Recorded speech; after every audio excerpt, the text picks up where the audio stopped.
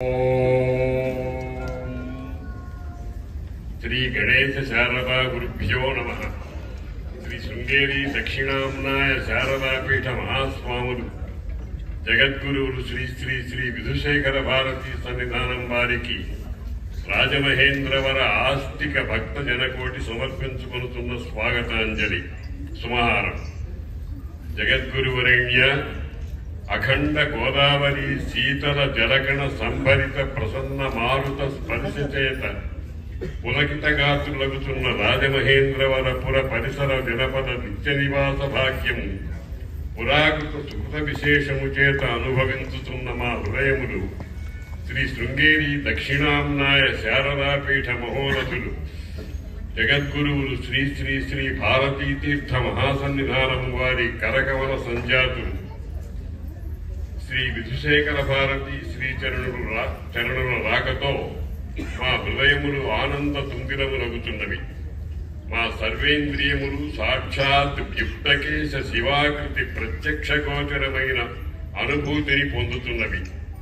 ఇట్టి అలౌకిక ఆనందమును మాకు అనుగ్రహించుతున్న శ్రీ సన్నిధానము వారి పవిత్ర చరణాల విందములకు సాష్టాంగ దండ ప్రణామములు సమర్పించుకొనుతున్నాను। జగద్గురు వ్యపదేశము సాక్షాత్తు కారణ జన్ములైన తపశ్చక్రవర్తులకు మాత్రమే ఏర్పడునని శ్రీకృష్ణ వాసుదేవుడు శ్రీకృష్ణ ద్వైపాయనుడు శ్రీ ఆదిశంకర భగవత్పాదుల వారు సప్రమాణముగా నిరూపించి ఉన్నారు। ఆ పరంపర అనాదిగా ఇప్పటి వరకు కొనసాగుతూనే ఉన్నది। ఆ పరంపరలోని దివ్యమైన వెలుగులు పైకి ద్విధా విభక్తమై ఉన్నట్లు అజ్ఞానవశమున అనిపించినను గురుకృపా నిర్ధూషిత అజ్ఞాన మాలిన్యము గల పుణ్య భాక్కులకు ఏకత్వమే గోచరమగును అని అది శ్రీ శ్రీ శ్రీ భారతీ తీర్థ శ్రీ శ్రీ శ్రీ విధుశేఖర భారతి ఏకాత్మతారూప దివ్యజ్యోతి రూపముతో మాకు గోచరమగుతూ మమ ఆనంద పారవశ్యమును ముంచి ఎత్తుతున్నది। సాధారణముగా గురుమేవాభిగచ్చేత్ అనున్నది వేదానుశాసనము।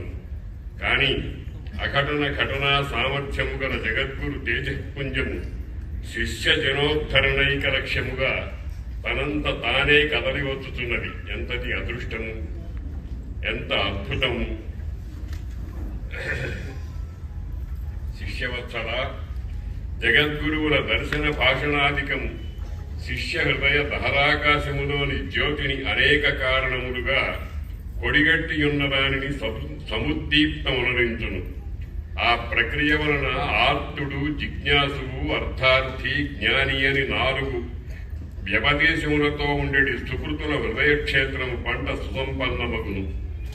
ఇది ఇట్టిది అట్టిదని చెప్పజాలని మహాఫలం। వైదిక ధర్మ ప్రచార దక్ష రాజమహేంద్రవరమున పెద్ద కాలముగా గోదావరి తీరమున వెలసి సర్వజన హృదయములను ఎప్పటికప్పుడు సంస్కరించుతున్న శ్రీ శంకర మఠము శ్రీవారి ఆగమన సందర్భమున తన్ను తాను అనేక విధములుగా సంస్కరించుకొని ప్రతిష్ఠితమగుటకు సర్వసన్నద్ధముగా ఉన్నది। శ్రీవారి కరకమలములచే శ్రీ శారదాంబ శ్రీ దత్తాత్రేయ స్వామి వారుల పంచలోక విగ్రహ ప్రతిష్టా కుంభాభిషేకములు నిర్వహింపబడుట ఈ ప్రాంతమే కాక దేశమునకంతకు శుభదాయకము। తమ పవిత్ర కరణత్రయముతో సుసంపన్నము చేసి మమ్ములను అనుగ్రహింపవలసిందిగా ప్రార్థించుతున్నాను। విద్యా వినయ సంపన్నం వీతరాగం వివేకినం వందే వేదాంత తత్వజ్ఞం విధుశేఖర భారతీం। ఇట్లు స్వాగత సమితి రాజమహేంద్రవరం। రచన సమర్పణ చరాకల్పన శర్మ।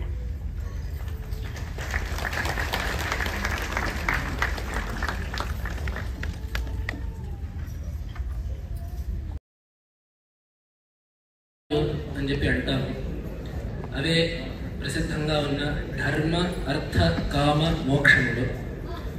అందున సుఖాన్ని ఉద్దేశించి చేసే పనికి ధర్మము అని పేరు। ఆ ధర్మాన్ని అనుష్ఠించడానికి కావాల్సిన ద్రవ్య సంపత్తిని అర్థం అంటారు। ఆ ధర్మాన్ని అనుష్ఠించడానికి కావలసిన కోరికను కామము అని చెప్పి అంటారు।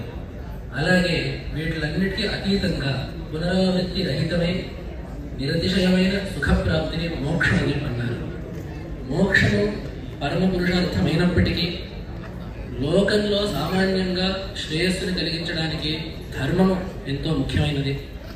ధర్మో విశ్వస్య జగత ప్రతిష్ఠ, లోకే ధర్మిష్టం ప్రజా ఉపసర్పంతే మొదలైన వేదవాక్యాల ద్వారా ఆ ధర్మము వల్లనే ఈ ప్రపంచానికి ఒక ఉనికి ఉంది, ఈ ధర్మము వల్లనే ప్రపంచము సక్రమంగా సాగుతోంది అని చెప్పడం వల్ల ఈ ధర్మ రక్షణ భగవంతుడే ఒక ప్రత్యేకమైన కర్తవ్యంగా పెట్టుకున్నాడు.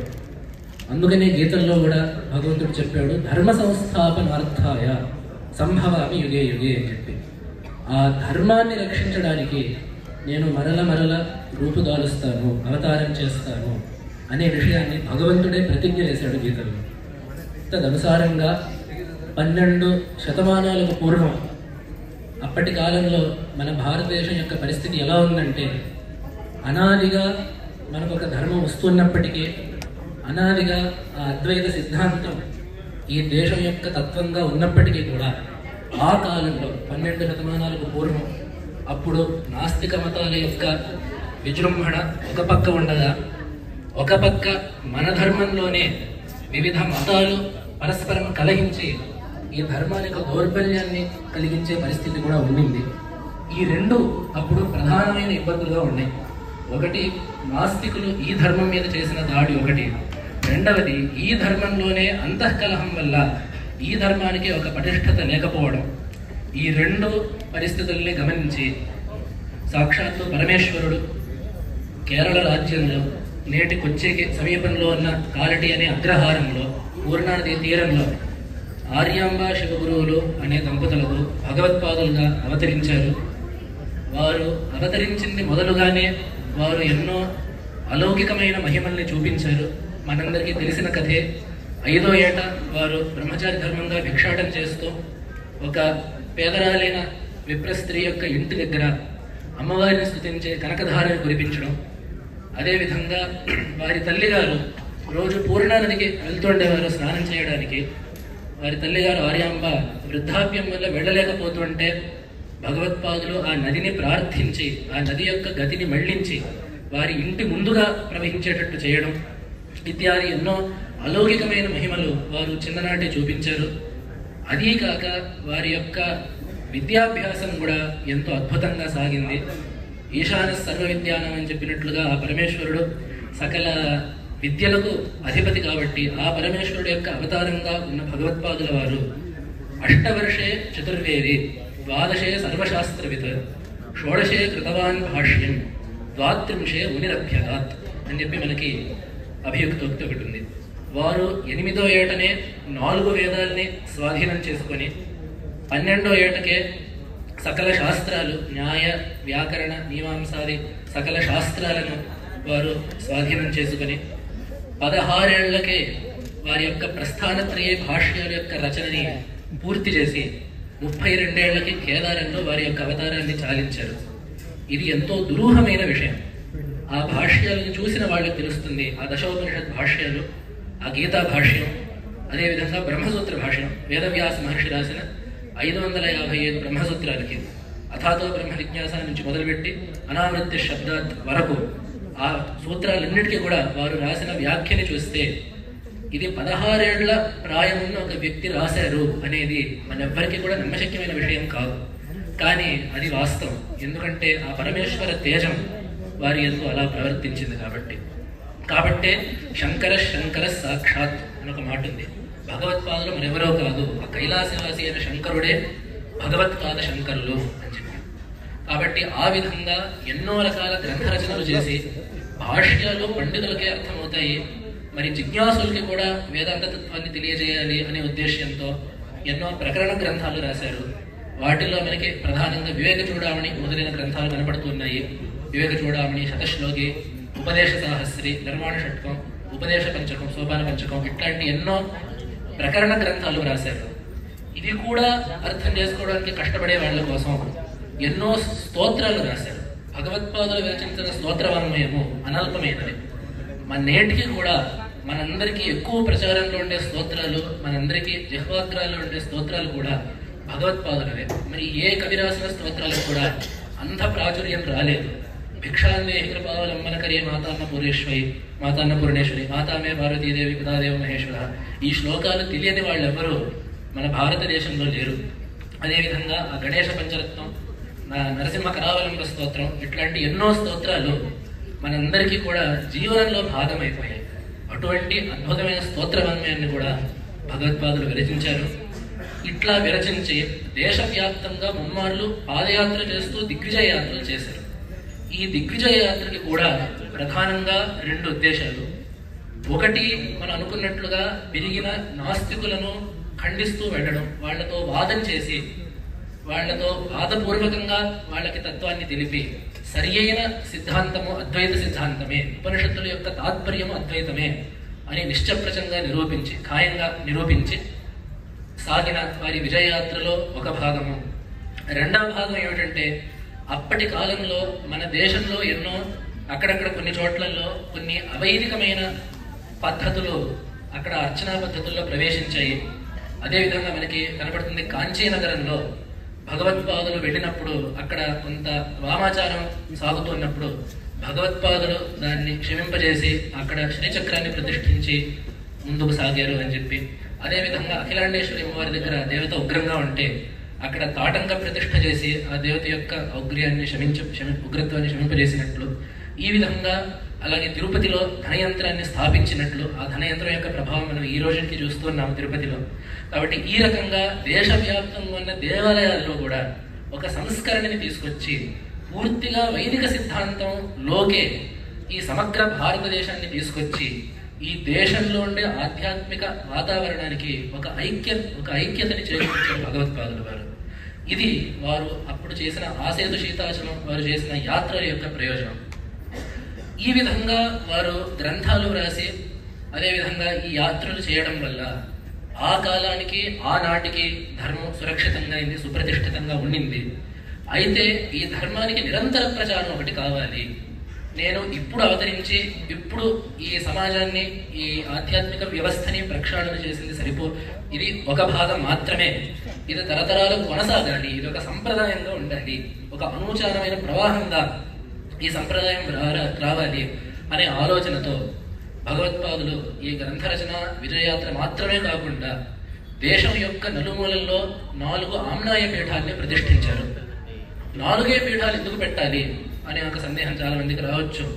మనకి 4 వేదాః చెప్పినట్లుగా వేదాలు 4, కాబట్టి ఒక్కొక్క వేదానికి ఒక్కొక్క ప్రతినిధిగా దేశం యొక్క నలుమూలల్లో 4 పీఠాలు పెట్టడం అయింది. అదేవిధంగా యజ్ఞవాటికకి 4 ద్వారాలు, కాబట్టి యజ్ఞభూమి, కర్మభూమి అయిన ఈ పవిత్రమైన భారత భూమికి 4 దిక్కుల్లో 4 పీఠాలని ఏర్పరచడం అయినది. అది కూడా స్వతసిద్ధంగా ఎంతో పవిత్రతని కలిగిన క్షేత్రాల్లో ఆ పీఠాలని నెలకొల్పడం అయినది.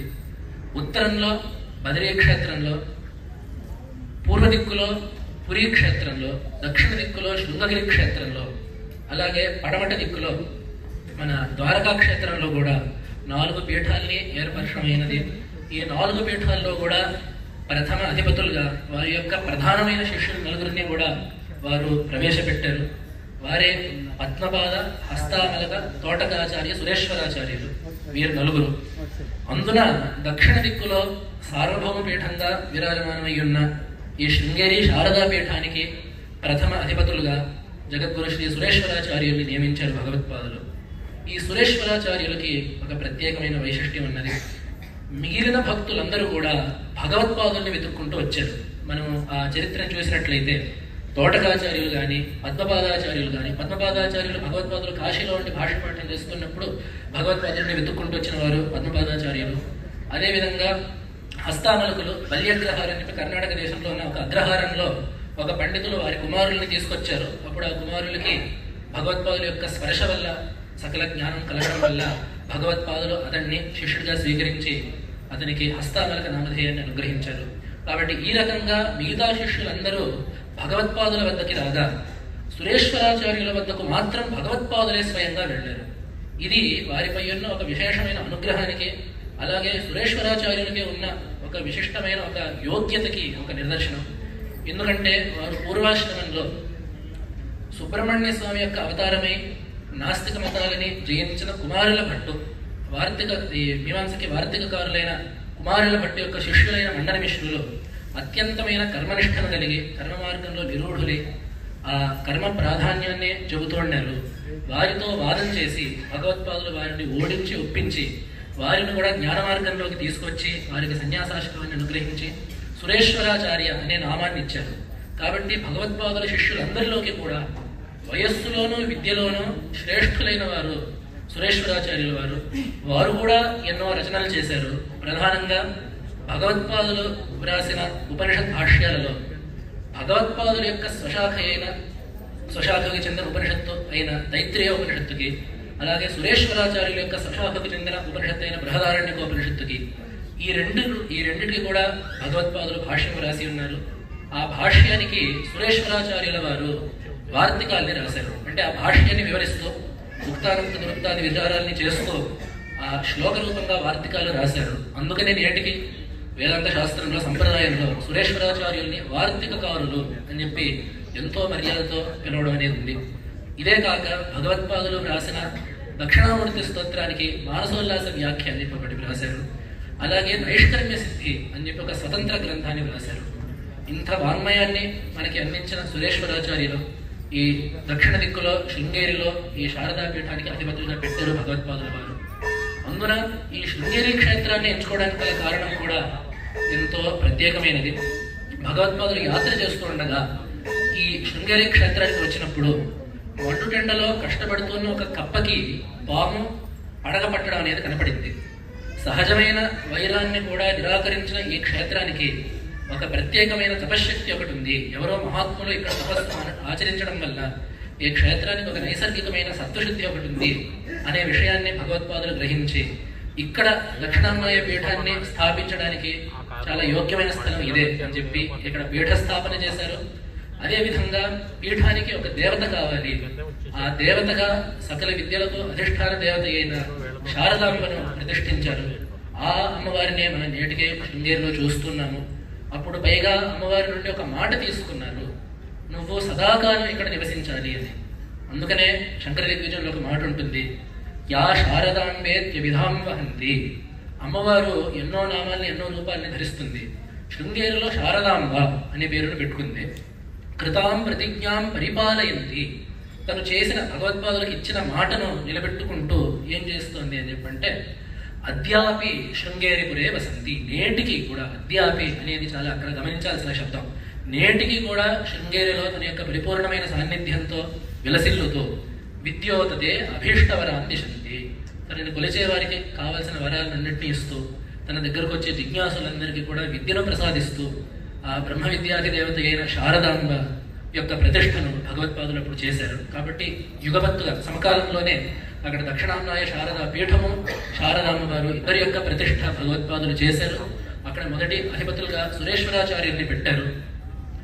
ఆ విధంగా ప్రవర్తించిన ఈ జగద్గురు పరంపర సురేశ్వరాచార్యుల్ని తొలి అధిపతులుగా పెట్టుకొని నేటి వరకు 36 అధిపతులుగా విరాజమానులై ఉన్న విద్యాతపోమూర్తులు జగద్గురు శ్రీ శ్రీ భారతీ తీర్థ మహాస్వామి వారి యొక్క కరకమల సంజాతులు నేడు మన ఈ నగరానికి వచ్చి మనందరినీ అనుగ్రహిస్తున్న జగద్గురువులు శ్రీ శ్రీ విధుశేఖర భారతీ స్వామి వారి వరకు కూడా అవిచ్ఛిన్నమైన గురు పరంపర సాగుతుండడం ఈ పీఠానికి మాత్రమే ఉండే విశేషము. ఇంత ప్రాచీనమైన పరంపర భారతదేశంలో మరెక్కడా లేదు. భారతదేశం మొత్తం వెతికి చూసినా కూడా అత్యంత ప్రాచీనమైన పరంపర ఎక్కడుంది అని వెతికి చూస్తే 1200 సంవత్సరాలకు పైగా పారంపర్య చరిత్ర కలిగిన శృంగేరి పీఠానికి మాత్రమే ఆ ప్రత్యేకత కలదు. కాబట్టి అట్లాగా వచ్చిన జగద్గురువులు, ఈ పరంపరలో వచ్చిన జగద్గురువులు అందరూ కూడా విద్యాతపోమూర్తులై మనకి లోకానుగ్రహం చేశారు. అందులో ఒక్కొక్కరిని పేర్కొంటే చాలా కాలం అవుతుంది. కానీ ప్రధానంగా చూసినట్లయితే గురుత్రయంగా ప్రసిద్ధులైన 10, 11, 12వ ఆచార్యులు ముగ్గురు, విద్యాతీర్థ మహాస్వామి వారు, భారతీ తీర్థ మహాస్వామి వారు, విద్యారణ్య మహాస్వామి వారు. విద్యాతీర్థుల వారు అత్యంత యోగశాస్త్ర నిపుణులు. వారు లంబికా యోగాల్లో చాలా నేర్పరులై ఉన్నారు. వారు ఒక కాలంలో వారి శిష్యులతో చెప్పారు, నాకు ఒక భూగృహాన్ని నిర్మించండి, నేను దాంట్లో ప్రవేశిస్తాను, ప్రవేశించాక మీరు దాన్ని మూసేయండి, ఎవ్వరూ దీన్ని తెరవద్దు అని చెప్పారు. వారు అట్లానే ఆ భూగృహాన్ని నిర్మించగా వీరు ప్రవేశించారు. ఆ భూగృహాన్ని మూయడం కూడా అయింది.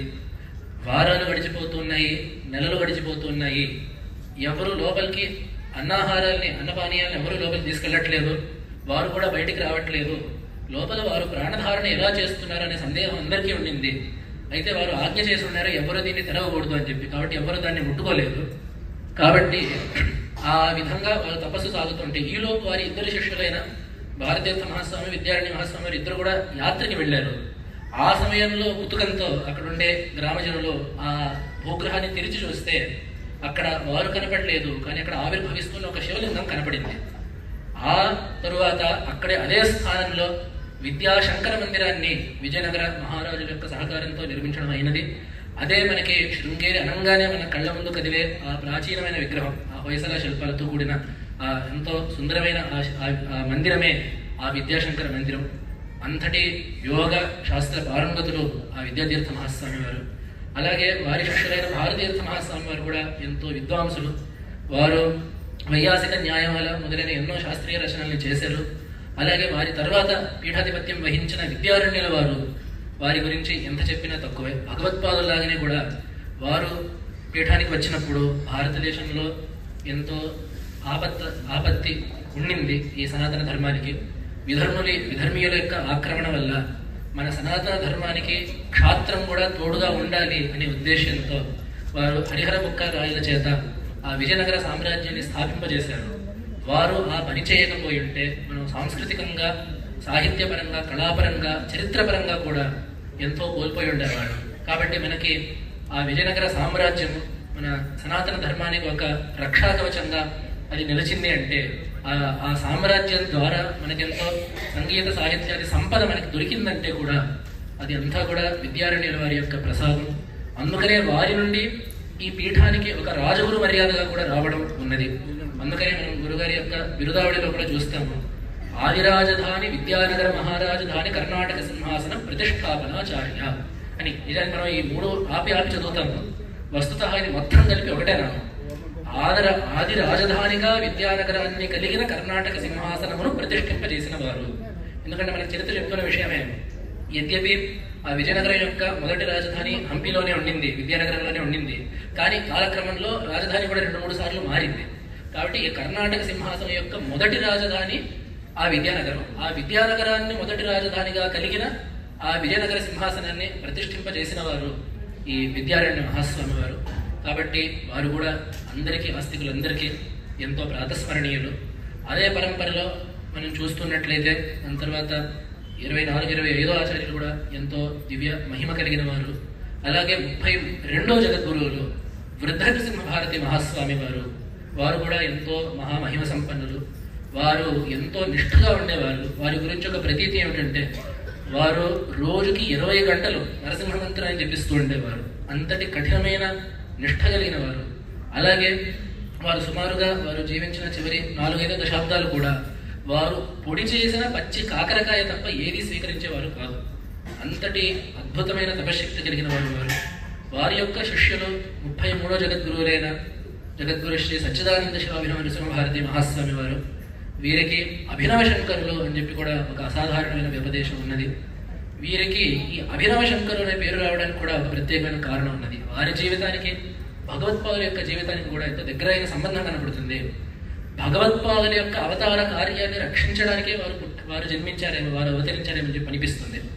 ఎందుకంటే భగవత్పాదులు అనుకున్నట్లుగా ఎన్నెన్నో గ్రంథాల్ని వ్రాసి ఈ లోకానికి అనుగ్రహించారు. అయితే కాలక్రమంలో భగవత్పాదుల గ్రంథాలు ఏమిటి, వారు రాసిన గ్రంథాలు ఎన్ని, వారు నిజంగా రాసిన గ్రంథాలు ఎన్ని, వారి పేరు మీద చలామణైన గ్రంథాలు ఏమిటి, అవన్నీ వారు రాసిన వేదాంత గ్రంథాలు ఏమిటి, వారి పేరు మీద చలామణి అవుతున్న వేదాంత గ్రంథాలు ఏమిటి, వీటిలన్నిటి యొక్క నిర్దిష్టమైన ఖాయంగా ఒక పట్టికను తయారు చేయడం, శంకర గ్రంథ సర్వస్వం నిలువరించడం అనేది అప్పటి వరకు ఎవరూ చేయలేదు. ఈ జగద్గురు సచ్చిదానంద నరసింహ భారతి స్వామి వారు ఎంతో ప్రత్యేకమైన దృష్టితో ఆ గ్రంథాన్ని సంపాదించి కొన్ని వాల్యూమ్ల పాటుగా శంకర వాంగ్మయ సర్వస్వాన్ని వారు ప్రకాశింపజేశారు. అదేవిధంగా కాలక్రమంలో భగవత్పాదుల యొక్క జన్మభూమైన కాలిటి కూడా స్మృతిపథంలో మరుగుపడిపోయింది. కాబట్టి వారు కూడా మళ్ళీ విచారించి వారి యొక్క తపశ్శక్తి ద్వారా, అలాగే ఆ కాలంలో ఆ తిరువనంతపురం మహారాజు యొక్క సహకారంతో, ఆర్థిక సహకారంతో కూడా ఈ నేడు మనం కాలటిలో భగవత్పాదుల యొక్క జన్మభూమిగా ఏ స్థలాన్ని అయితే చూస్తున్నామో దాన్ని భగవత్పాదుల యొక్క జన్మభూమిగా గుర్తించి అక్కడ భగవత్పాదుల్ని అమ్మవారిని కూడా ప్రతిష్ఠించి అక్కడ ఒక చక్కని మందిరాన్ని నిర్మాపణ చేసి ఆస్తికులందరికీ కూడా ఇది భగవత్పాదుల యొక్క జన్మభూమి అని చెప్పి నిర్దేశించింది కూడా వారే. అదేవిధంగా భగవత్పాదుల కంటే కూడా ఎక్కువ స్తోత్రాన్ని వీరు రచించారు. వారికి అత్యంత అద్భుతమైన కవితా శక్తి ఉండేది. వారు అలవోకగా ఆ యాత్రలు చేస్తూ ఉండగా ఆ దేవతా మందిరాలకు వారు వెళ్ళినప్పుడు ఆ దేవతని చూడంగానే అప్రయత్నంగా వారి మదనపద్మం నుండి స్తోత్రాలు పలుకుతూ ఉండేవి. వారు ఆశువుగా విరచిస్తూ ఉండేవారు. అట్లాంటి ఎంతో చక్కని కవితాశక్తి కలిగిన వారు. ఇంకో ఐతిహ్యం కూడా ఉంది. వారు సరదాగా ఎప్పుడో ఒకసారి పండితులతో శాస్త్రీయ సాహిత్య విద్వాంసులతో కూర్చొని వారు శ్లోకాలతో అంత్యాక్షరి వ్యాసంగాన్ని ప్రారంభించారు. వారు అంటే వారొక శ్లోకం చెప్పడం, ఆ శ్లోకం నుండి చివరక్షరంతో ఆ పండితులు మరొక శ్లోకాన్ని చెప్పాలి, ఆ శ్లోకంలో చివరి అక్షరంతో మళ్ళీ వీరొక శ్లోకం చెప్పాలి అని ప్రాచీన వాంగ్మయంలో ఉండే శ్లోకాలన్నింటినీ స్మరించుకుంటూ వ్యాసంగం జరుగుతుంటే వీరు ఒక శ్లోకాన్ని పూర్తి చేశారు. ఆ శ్లోకానికి చివరిలో హకారం ఉంది. ఎందుకో ఆ సమయంలో ఆ పండితులు ఎవ్వరికీ కూడా ఆ హకారం తట్టలేదు. ఆ హకారంతో ప్రారంభమైన శ్లోకాలు ఏమీ తట్టకపోయేసరికి వారు అప్పటికప్పుడు హాంతమైన దక్షిణామూర్తి స్తోత్రాన్ని ఒకదాన్ని ఆశువుగా విరచించారు. అంటే ఆ స్తోత్రంలో ఇంచుమించు 25 శ్లోకాలు పైన ఉంటాయి. ఆ స్తోత్రంలో ఆ స్తోత్రంలో ఉండే ప్రతి శ్లోకంలో కూడా మొదటి అక్షరం హకారము, చివరి అక్షరం కూడా హకారంగానే ఉంటుంది. దాన్ని ఆ శ్లోకాన్ని వారు ఆశువుగా ఆ అంత్యాక్షరి వ్యాసంగంలో భాగంగా వారు విరచించారు. అంతటి అద్భుతమైన కవితాశక్తి కలిగిన వారు. అలాగే వారి యొక్క శాస్త్రీయ రచన కూడా చేశారు. దాని తరువాత వారి యొక్క కనకమల సంజాతులు వారి శిష్యస్వాములైన జీవన్ముక్తులు జగద్గురు శ్రీ చంద్రశేఖర భారతి మహాస్వామి వారు. వీరి పేరు చెప్పంగానే ముందు మనం జీవన్ముక్తులు అనే చెప్తాం మనం. ఎందుకంటే వారికి ఉండే ఆ వైరాగ్యము, వారికి ఆ లౌకిక వ్యవహారాల పట్ల పరాముఖంగా ఉండడము వారిలో చాలా స్పష్టంగా కనపడేవి. ఇవన్నీ కాకుండా వారు ఎంతో గొప్ప విద్వాంసులు. మనం అనుకున్నట్లుగా భగవత్పాదుల వాంగ్మయంలోకి ఆ ప్రకరణ గ్రంథాలన్నింటిలోకి తలమానికం వంటిది ఆ వివేక చూడామణి గ్రంథం. ఆ వివేక చూడామణి ఎట్లాంటి గ్రంథం అంటే ఎవ్వరూ ఆ గ్రంథాన్ని ఎప్పుడు చదివినా కూడా వాళ్ళకు కావాల్సిన లోతు ఆ గ్రంథంలో కనపడుతూ ఉంటుంది. ఆ వేదాంతంలో అప్పుడే సాధన చేసేవాళ్ళు, అప్పుడే సాధన ప్రారంభించిన వాళ్ళు ఆ గ్రంథాన్ని చూస్తే వాళ్ళకి ఆ గ్రంథం అంతవరకు అర్థమవుతుంది. అలాగే ఏళ్ల తరబడి భాష్యాంతం చదివి అలాగే వాద గ్రంథాలు కూడా చదివి ఎన్నో దశాబ్దాల పాటు కూడా వేదాంత శాస్త్రంలో వ్యాసంగం చేసిన వాళ్ళకు కూడా ఆ గ్రంథంలో కొత్త అంశాలు కనపడే లక్షణం కూడా ఆ గ్రంథానికి ఉంది. కాబట్టి ఎవరికి కావాల్సిన విద్యని అందించే పటిమ ఉన్న ఆ వివేక చూడామణి గ్రంథాన్ని జగద్గురు శ్రీ చంద్రశేఖర భారతి మహాస్వామి వారు ఒక భాష్యంతో దాన్ని విభూషించారు. ఆ భాష్యం కూడా ఎంతో చక్కగా తేటతెల్లంగా ఒక పక్క శాస్త్రీయమైన మర్యాదలను అనుసరిస్తూ కూడా మరొక పక్క ఎంతో స్పష్టంగా చదివే వాళ్ళకి ఎట్లాంటి విప్రతిపత్తుల్ని కలిగనీయకుండా చదివే వాళ్ళకి అక్కడ ఉండే మాటకి ఆ మాట వెనుక ఉండే హేతువుని చక్కగా వివరిస్తూ ఆ భాష్య రచన సాగింది. వస్తుతః 550 శ్లోకాలకు పైగా శ్లోకాలు ఉన్నాయి ఆ వివేక చూడామణిలో. వీరి యొక్క భాష్యము మనకి దాదాపు 515 శ్లోకాల వరకు మాత్రమే దొరుకుతున్నది మనకి.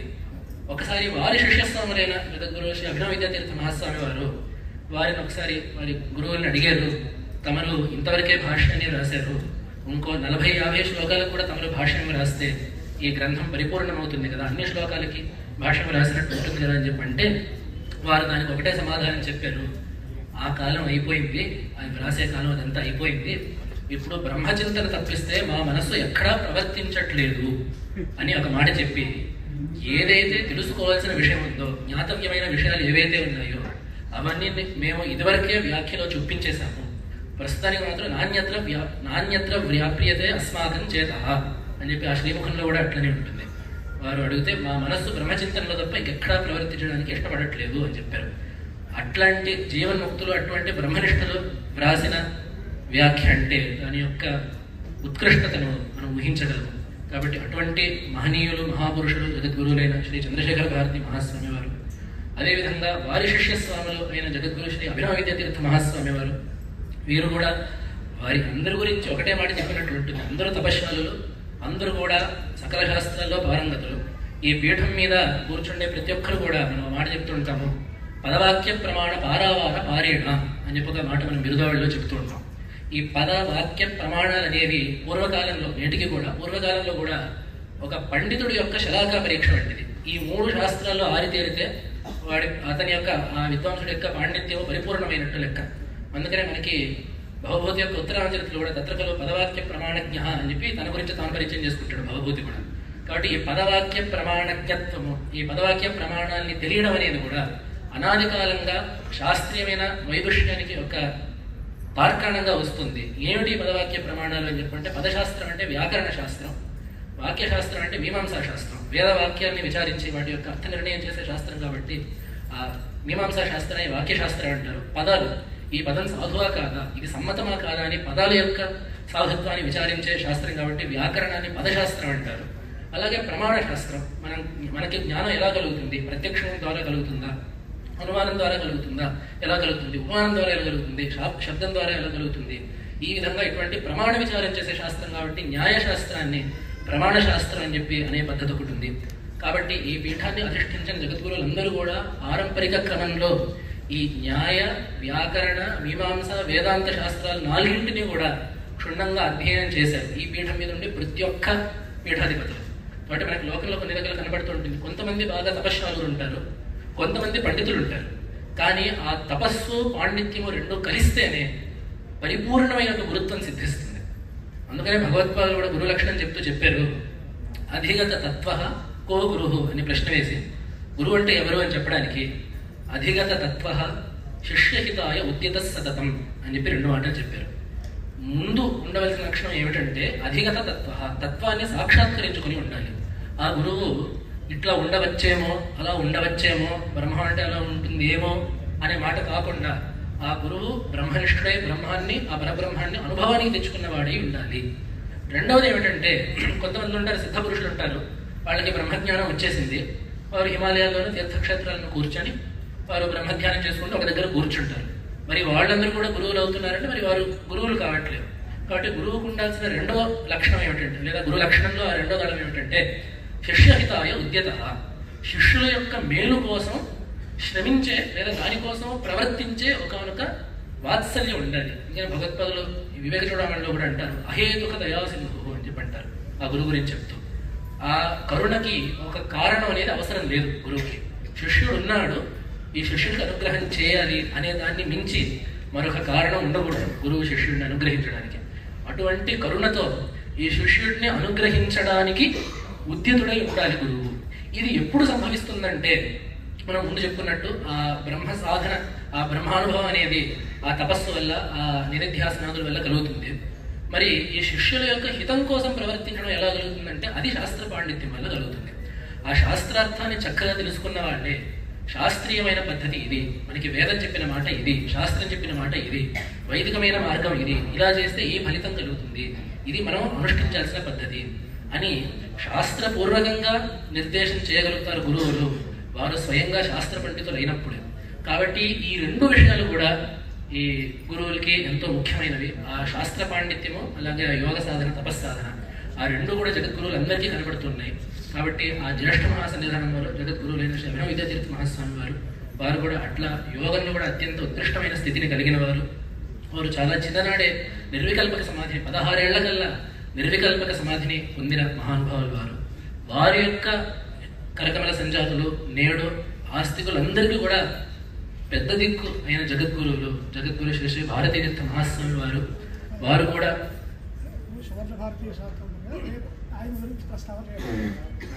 కాబట్టి ప్రస్తుతం మనందరి యొక్క అదృష్టం ఏంటంటే వారి యొక్క స్వర్ణ భారతి మహోత్సవాలు జరుగుతున్నాయి.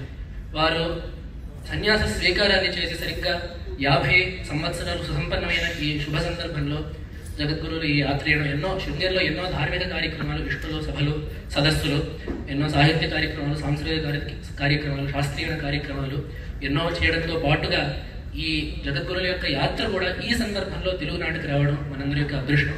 కాబట్టి ఈ సువర్ణ భారతి సందర్భం కూడా ఉంది. కాబట్టి జగద్గురువులైన శ్రీ శ్రీ భారతీ తీర్థ మహాస్వామి వారి గురించి రేపు మనం ప్రత్యేకించి మనం మాట్లాడుకుందాం, వారి యొక్క స్మరణని మనం చేసుకుందాము. ఎందుకంటే మహాత్ముల గురించి చెప్పడానికి ఎన్నో పదాలు ఉన్నాయి. మహాత్ములు గొప్పవాళ్ళు చెప్పడానికి ఒక పాట ఉంది, పుణ్యశ్లోకులు అని చెప్పి ఒక మాట ఉంది మనకి సంస్కృత సాహిత్యంలో. ఆ పుణ్యశ్లోక శబ్దానికి అర్థం ఏంటంటే ఎవరిని స్తుతిస్తే, ఎవరిని స్మరిస్తే, ఎవరి గురించి నోరారా పలికితే పుణ్యం కలుగుతుందో వారు పుణ్యశ్లోకులు.